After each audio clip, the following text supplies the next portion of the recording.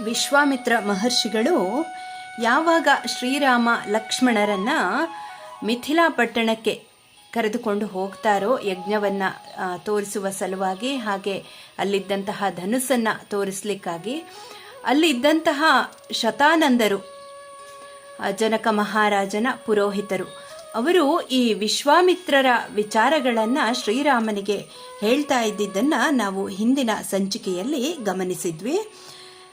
ವಿಶ್ವಾಮಿತ್ರರು ಹಾಗೆ ವಸಿಷ್ಠ ಮಹರ್ಷಿಗಳು ಭೇಟಿಯಾಗಿರ್ತಾರೆ. ಒಮ್ಮೆ ಮಹಾಬಲಶಾಲಿಗಳಾದಂತಹ ವಿಶ್ವಾಮಿತ್ರರು ಜಪ ಮಾಡುವವರಲ್ಲಿ ಪರಮಶ್ರೇಷ್ಠರಾದಂತಹ ವಸಿಷ್ಠರನ್ನು ಸಂದರ್ಶಿಸಿ ಪರಮ ಸಂತುಷ್ಟರಾಗಿ ವಿಧಿಪೂರ್ವಕವಾಗಿ ನಮಸ್ಕರಿಸಿದರು. ವಸಿಷ್ಠರು ವಿನಯಪೂರ್ವಕವಾಗಿ ಪ್ರಣಾಮ ಮಾಡಿದ ವಿಶ್ವಾಮಿತ್ರರನ್ನು ಆದರಪೂರ್ವಕವಾಗಿ ಸ್ವಾಗತಿಸಿ ಅವರಿಗೆ ಯಥೋಚಿತವಾದಂತಹ ಆಸನವನ್ನು ನೀಡುತ್ತಾರೆ. ಸುಖಾಸನದಲ್ಲಿ ಉಪವಿಷ್ಟರಾದ ಧೀಮಂತರಾದಂತಹ ವಿಶ್ವಾಮಿತ್ರ ಮಹರ್ಷಿಗಳಿಗೆ ವಸಿಷ್ಠರು ಯಥಾಯೋಗ್ಯವಾಗಿ ಕಂದ ಮೂಲ ಫಲಗಳನ್ನು ನೀಡಿ ಸತ್ಕರಿಸಿದರು. ವಿಶ್ವಾಮಿತ್ರರು ವಸಿಷ್ಠರ ಸತ್ಕಾರವನ್ನು ಸ್ವೀಕರಿಸಿ ಕುಶಲ ಪ್ರಶ್ನೆ ಮಾಡುತ್ತಾರೆ. ತಮ್ಮ ತಪಶ್ಚರಣೆಯು ಅಗ್ನಿಹೋತ್ರಾದಿಗಳು ನಿರ್ವಿಘ್ನವಾಗಿ ನೆರವೇರುತ್ತಿವೆಯೇ? ತಮ್ಮ ಶಿಷ್ಯರು ಯಾವ ವಿಧವಾದಂತಹ ಉಪದ್ರವಗಳೂ ಇಲ್ಲದೆ ಅಧ್ಯಾಪನಗಳಲ್ಲಿ ನಿರತರಾಗಿರುವರೇ? ಈ ಆಶ್ರಮದಲ್ಲಿ ದೇವತಾ ಪ್ರೀತ್ಯರ್ಥವಾಗಿ ಹೋಮ ಮಾಡಲು ಸಾಧನವಾದ ವನಸ್ಪತಿಗಳು ಸಮೃದ್ಧವಾಗಿವೆಯೇ? ಅದಕ್ಕೆ ಉತ್ತರವಾಗಿ ವಸಿಷ್ಠರು ಹೇಳ್ತಾರೆ, ಮಹಾರಾಜ, ಯಾವ ವಿಧವಾದ ಈತಿ ಬಾಧೆಗಳೂ ಇಲ್ಲದೆ ಜಪ ತಪಸ್ಸು ಅಗ್ನಿಹೋತ್ರಾದಿಗಳು ನಡೆಯುತ್ತಿವೆ. ಶಿಷ್ಯರು ಕೂಡ ಯಾವ ತೊಂದರೆಗಳು ಇಲ್ಲದೆ ಷಟ್ಕರ್ಮ ನಿರತರಾಗಿದ್ದಾರೆ. ಈ ಆಶ್ರಮದಲ್ಲಿ ಸಕಲ ವಿಧವಾದಂತಹ ವನಸ್ಪತಿಗಳು ಸಮೃದ್ಧವಾಗಿವೆ, ಯಾವುದಕ್ಕೂ ಕೊರತೆ ಇಲ್ಲ. ಬಳಿಕ ಮಹಾತಪಸ್ವಿಗಳಾದಂತಹ ಜಪ ಮಾಡುವವರಲ್ಲಿ ಶ್ರೇಷ್ಠರಾದ ಬ್ರಹ್ಮ ಮಾನಸ ಪುತ್ರರಾದಂತಹ ವಸಿಷ್ಠರು ಸುಖಾಸೀನರಾಗಿ ಕುಳಿತಿದ್ದ ವಿಶ್ವಾಮಿತ್ರರನ್ನ ಪ್ರಶ್ನಿಸ್ತಾರೆ. ನೀನು ಕ್ಷೇಮವಾಗಿದ್ದಿ ತಾನೆ? ನಿನ್ನ ಭಾರ್ಯೆ, ಪುತ್ರ, ಬಂಧು ಮಿತ್ರರು ಕುಶಲಿಗಳಾಗಿದ್ದಾರೆಯೇ? 4 ವಿಧವಾದ ರಾಜ ವೃತ್ತಗಳನ್ನು ಅನುಸರಿಸಿ ಪ್ರಜೆಗಳನ್ನು ಧರ್ಮದಿಂದ ಪರಿಪಾಲಿಸುತ್ತಿದ್ದೀಯಾ? ನಿನ್ನ ಭೃತ್ಯವರ್ಗದವರನ್ನು ಮಾಸಾಶನಾದಿಗಳಿಂದಲೂ ಬಹುಮಾನಾದಿಗಳಿಂದಲೂ ಪರಿಪೋಷಣೆ ಮಾಡುತ್ತಿದ್ದೀಯಾ? ನಿನ್ನ ಪೋಷಣೆಯಿಂದಾಗಿ ಅವರು ನಿನಗೆ ವಿಧೇಯರಾಗಿಯೂ ಆಜ್ಞಾ ನಿರ್ವಾಹಕರಾಗಿಯೂ ಇರುವರೇ? ರಾಜ್ಯಕ್ಕೆ ಉಪಟಳ ಕೊಡುವ ಶತ್ರುಗಳನ್ನು ಜಯಿಸಿದ್ದೀಯಾ ನೀನು? ಶತ್ರು ಜಯಕ್ಕೆ ಸಾಧನಭೂತವಾದ ಚತುರಂಗ ಬಲವು ಸರ್ವತೋಮುಖವಾಗಿ ಅಭಿವೃದ್ಧಿ ಹೊಂದಿರುವುದೇ? ಸೈನಿಕರಿಗೆ ಕಾಲಕಾಲಕ್ಕೆ ಮಾಸಾಶನಗಳನ್ನು ಬಹುಮಾನಗಳನ್ನು ಕೊಡುತ್ತಾ ವಿಧೇಯರಾಗಿರುವಂತೆ ಮಾಡಿರುವೆಯಾ? ಬೊಕ್ಕಸವು ಯಾವಾಗಲೂ ಐಶ್ವರ್ಯದಿಂದ ಸಮೃದ್ಧವಾಗಿರುವುದೇ?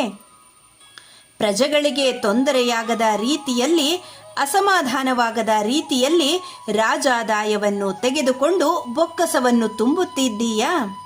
ನಿನ್ನ ಮಿತ್ರರು ಕುಶಲಿಗಳಾಗಿರುವರೇ? ನಿನ್ನ ಮಕ್ಕಳು ಮೊಮ್ಮಕ್ಕಳೆಲ್ಲರೂ ಕುಶಲಿಗಳೇ? ಹೀಗೆ ವಸಿಷ್ಠ ಮಹರ್ಷಿಗಳು ಕೇಳಿದಂತಹ ಕುಶಲ ಪ್ರಶ್ನೆಗಳಿಗೆ ಉತ್ತರವಾಗಿ ಮಹಾ ತೇಜಸ್ವಿಗಳಾದಂತಹ ವಿಶ್ವಾಮಿತ್ರರು ವಿನಯ ಗುಣಕ್ಕೆ ಸಾಗರಪ್ರಾಯರಾದ ವರಿಷ್ಠರಾದಂತಹ ವಸಿಷ್ಠರಿಗೆ ಹೇಳ್ತಾರೆ. ಇಲ್ಲಿ ಎಷ್ಟು ವಿಚಾರಗಳನ್ನು ಹೇಳ್ತಾ ಇದ್ದಾರೆ ವಸಿಷ್ಠರು.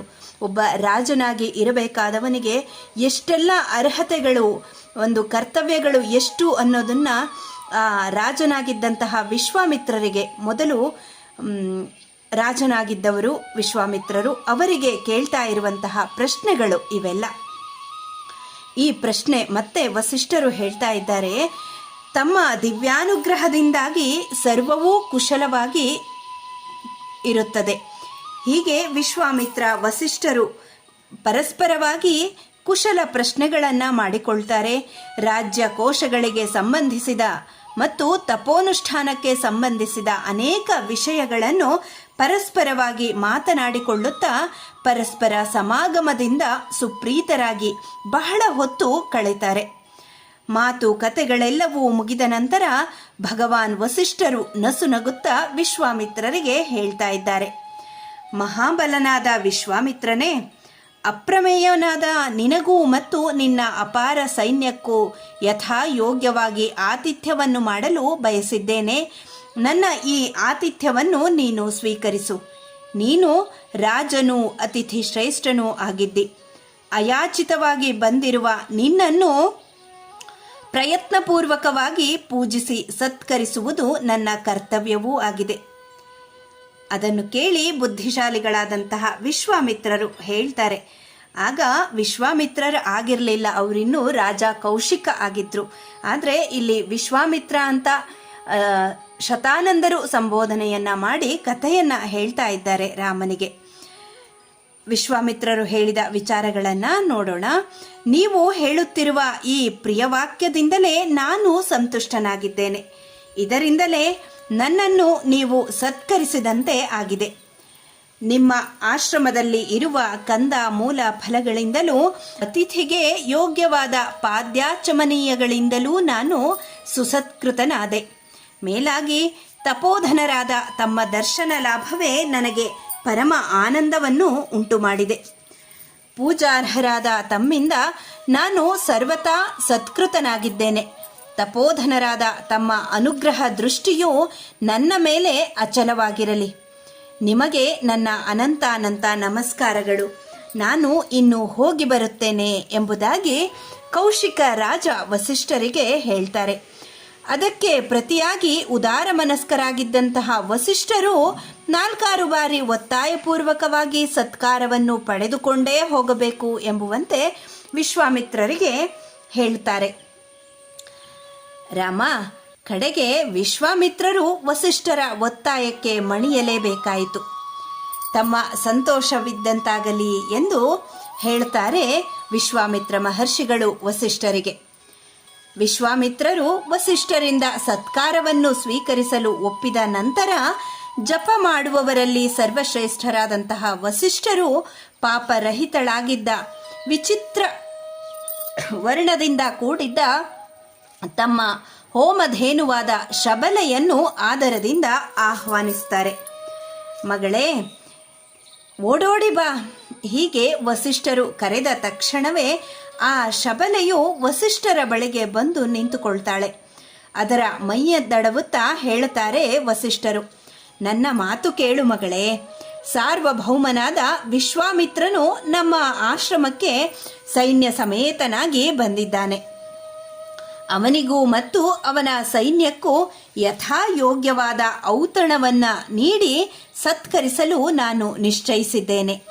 ಅನುಪಮವಾದ ಈ ಔತಣಕ್ಕೆ ಬೇಕಾಗುವಂತಹ ಸಂಭಾರಗಳೆಲ್ಲವನ್ನು ನೀನು ಒಡನೆಯೇ ಸಿದ್ಧಪಡಿಸು.